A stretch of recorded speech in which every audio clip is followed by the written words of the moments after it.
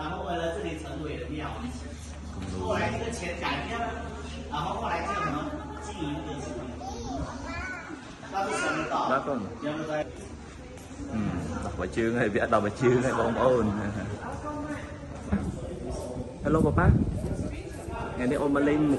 không quen mà pa mà mặc ôn nè.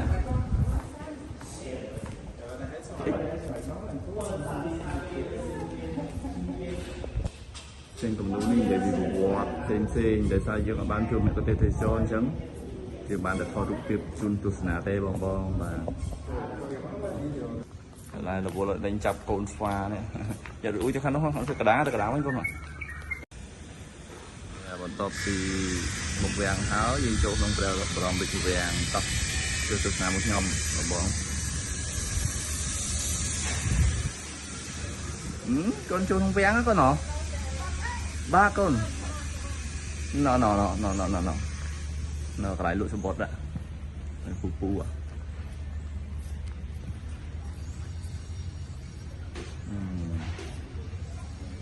bầm ram ạ nhé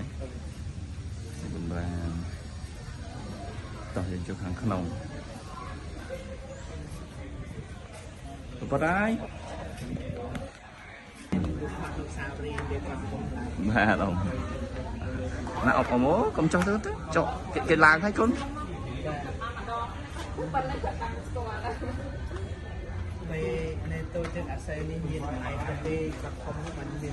tức là rồi bon đá con lái con đấy cật đi cật không lái là tôi chết tôi sẽ lạnh thế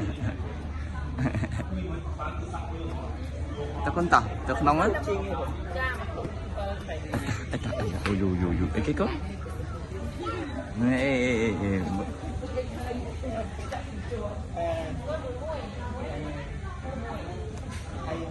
con chạy dê bà chạy dê mặt cầm lên ông mà con ông chạy dê đó chơi mùi hao ấy chơi mùi rồi chân bye bye bạn ông bye bye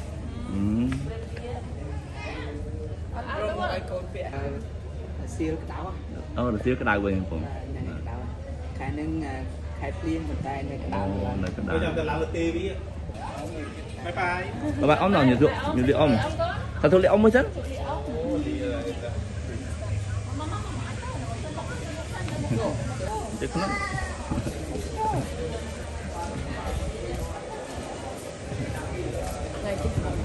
nó nó một rồi người lại đấy nhỉ một bài kìm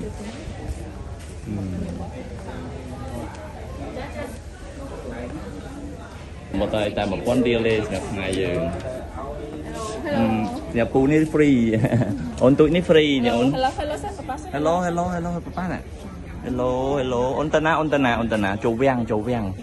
dạ bà mẹ sao ôn châu vang có mà khả năng ô mình này mới ấy chứ nè từ khả năng con từ khả năng khả năng con ông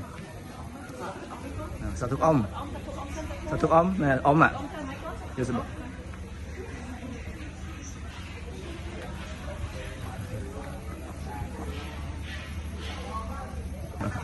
ta có tạo đá đó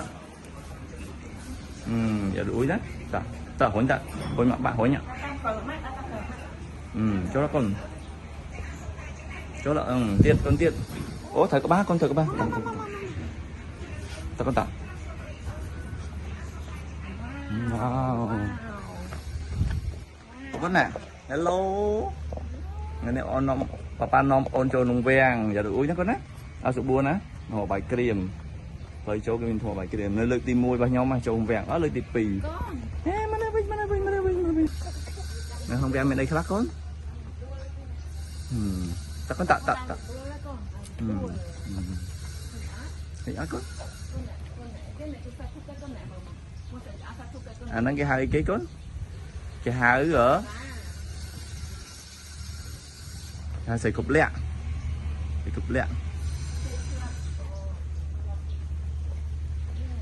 ngày ní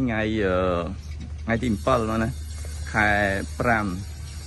thời ngày put nằm ôn bài nhạc bớt hay mà mạ hay nhóm châu nòng vàng nhóm lợi tí pi mà mạ lợi tí muối mà mạ lợi tí muối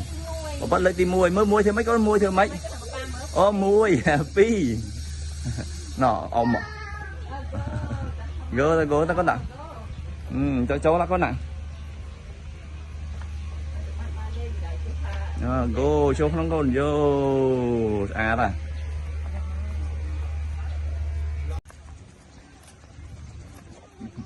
chú đọc nông vàng yeah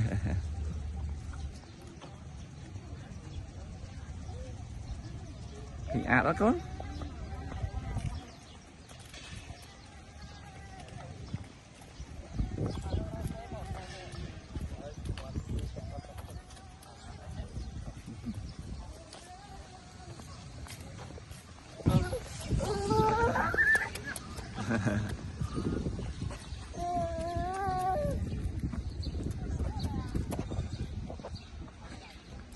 Bột đã cho nông vén con nó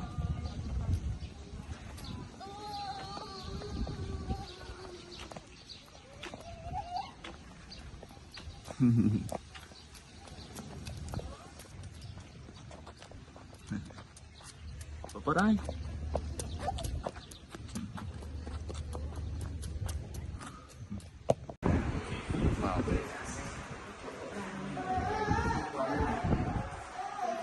cái này nhờ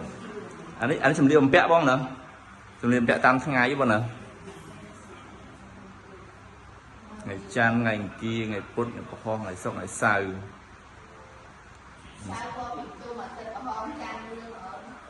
chán con lương bên bọn nè tết sao nó bọn nè ngày ní ngày tết mình tết chan kia put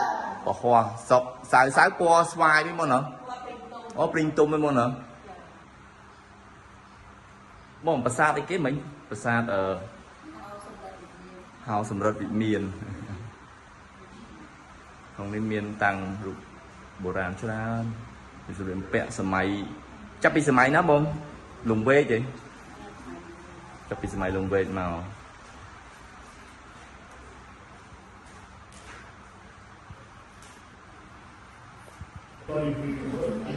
anh ấy cho mình hai mũ ấy mọi người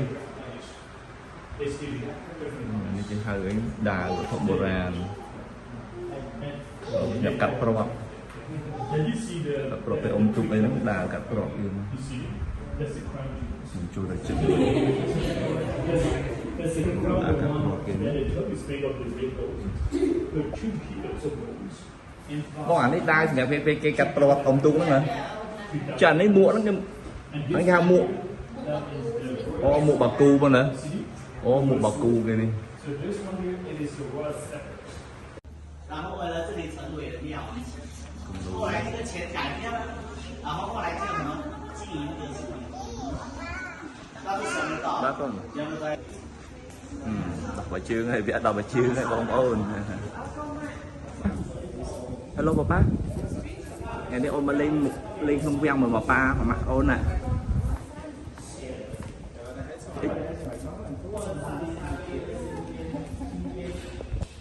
Trên cùng núi này để bị bùa sen để sao giữa các bạn chung có thể thấy cho chẳng thì bạn đã có được tiếp chun tu sna tê bong mà lại là vô lại đánh chập cồn xoa này giờ được cho khăn nó không cái đá mấy con rồi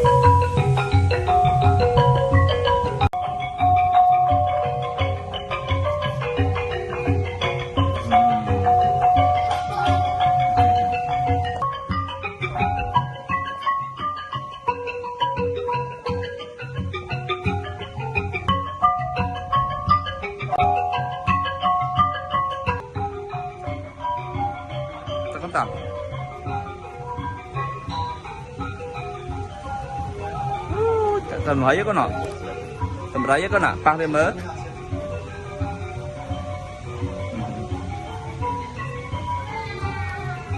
wow ta tầm lấy nát ta tầm lấy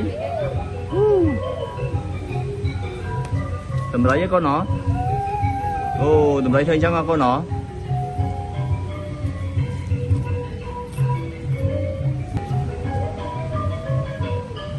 tầm hỏi vô oh mẹ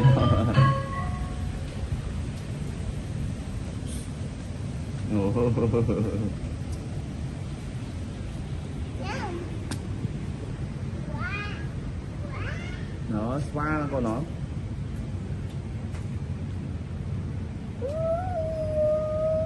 ôi tầm hỏi giờ nó mấy thiên chắc con nó oh.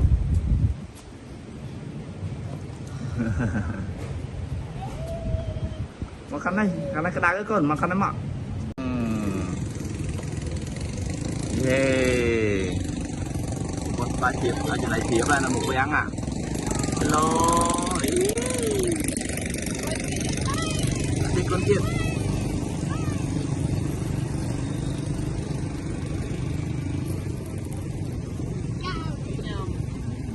ôi nhắm con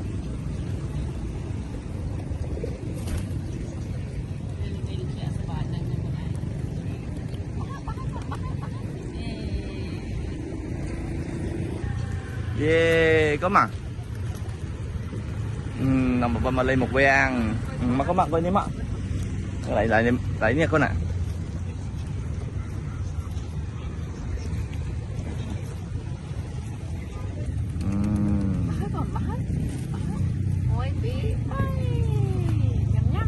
nhắm con nào về nhắm con nó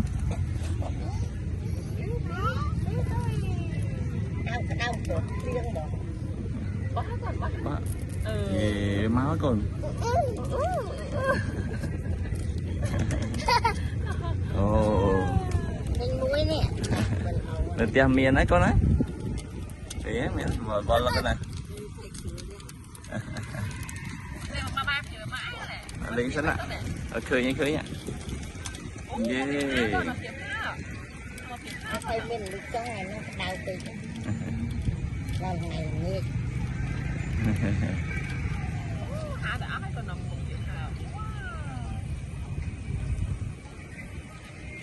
bằng toàn cặp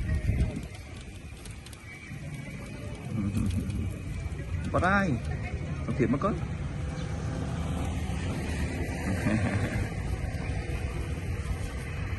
này mà mặc quá hay rồi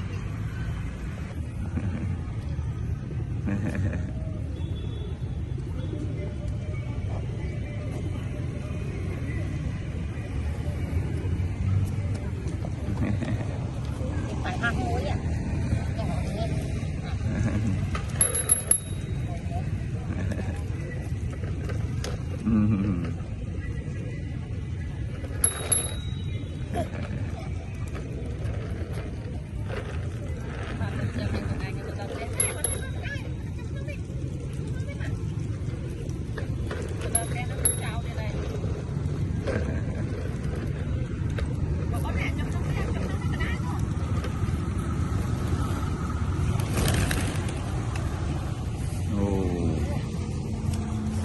giờ mà dây bánh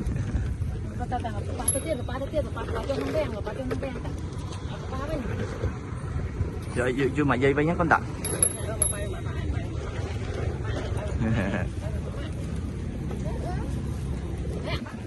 bỏ bên nhắm á con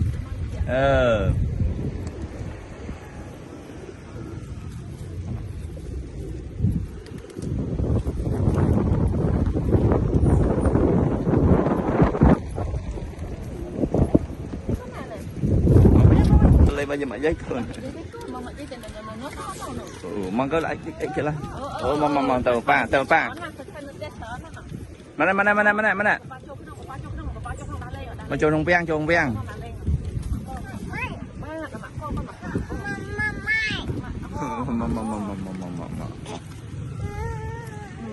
mình tôm ấy nó tập bài phiệp. Tập ba phiếp, ba phiếp.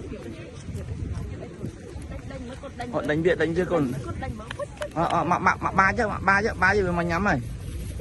Bật bớt ạ. Bật vô con.